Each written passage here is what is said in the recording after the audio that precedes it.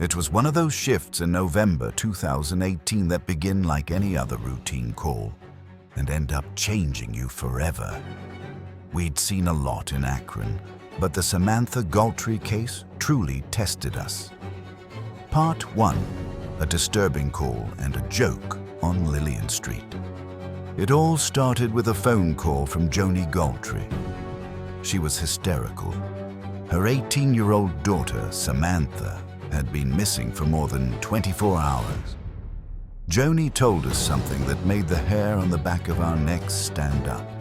She'd received an anonymous call saying that Sam had been shot in the head, thrown into a trunk, and driven off to an unknown location.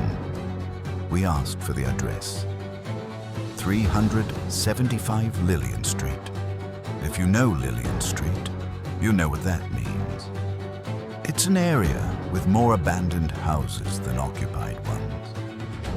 Samantha had just turned 18 and, like so many young people, had fallen in with the wrong crowd. She'd been hanging around those abandoned houses, places frequented by addicts and people with nothing left to lose. When our officers first responded to the address, they found nothing. The house was empty, boarded up, no signs of a struggle. At the time, we thought, maybe this is just a sick prank, but a mother's instinct doesn't lie. Joni gave us a key detail. Sam had a butterfly tattoo on her right hand. She also mentioned a name that meant nothing to us at the time. Danny Hamby. Part 2. The witness who saw everything.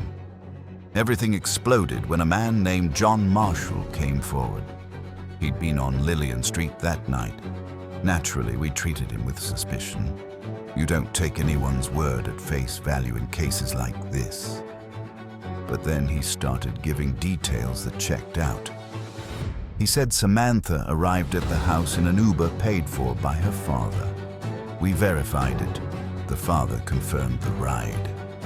Marshall described a knock at the door. It was Danny Hamby, a woman named Tony, and a tall guy named William. What he described next sounded like a horror movie. Samantha was terrified. She tried to hide in the basement, but they dragged her out. Her lip or nose was broken. She tried to run, bolted up the stairs, and that's when Danny Hamby raised his Smith & Wesson MP40 and shot her straight in the back of the head. Marshall said something I'll never forget. She was making sounds, a death rattle.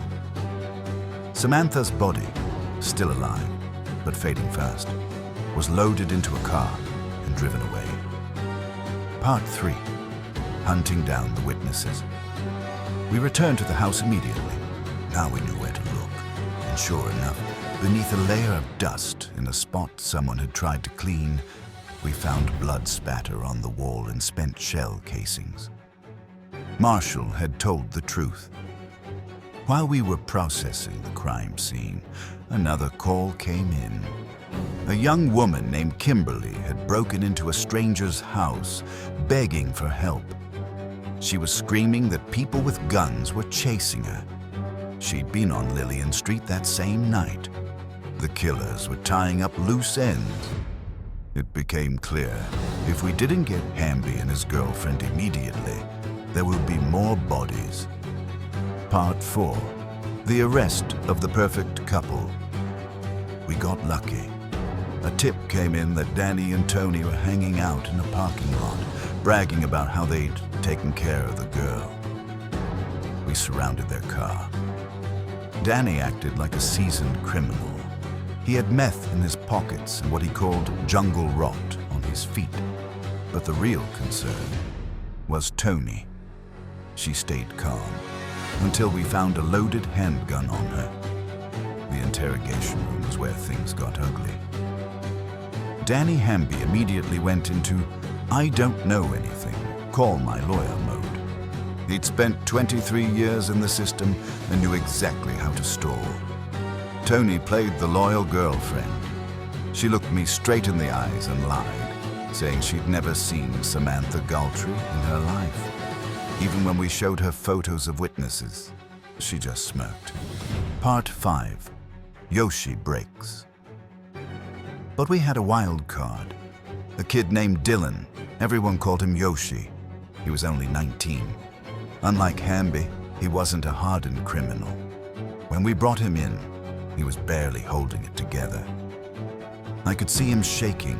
He felt connected to Samantha. They were the same age, listened to the same music. I told him, "Dylan, you can help her now. She didn't deserve to die like this." And he broke. Through tears, he told us how Danny shot her, how they forced him to help move the body while Danny kept them at gunpoint. He confessed that they burned the blood-soaked carpet in the yard to destroy evidence. Part 6. Autumn colors and a bitter end. One question remained. Where was Samantha? The fourth suspect, William, decided to cooperate. He said they'd forced him to lie on the floor of the car during the drive so no one would see him. He didn't know the exact location, but he remembered details: a rural road, woods, and unbelievably bright orange autumn leaves. We searched the outskirts of Akron using that description, and we found her. Samantha was lying in the dirt, not even buried.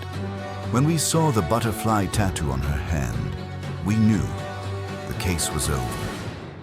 The final outcome: William received 10 years for tampering with evidence and abuse of a corpse. Dylan, Yoshi, received 5 years of probation. Tony was sentenced to 16 years in prison. Danny Hamby, the man who pulled the trigger, received life in prison with the possibility of parole after 24 years, when Samantha would have been 42. The house on Lillian Street was eventually demolished, but that night remains forever etched in our reports and in the lives of parents who never saw their daughter come home.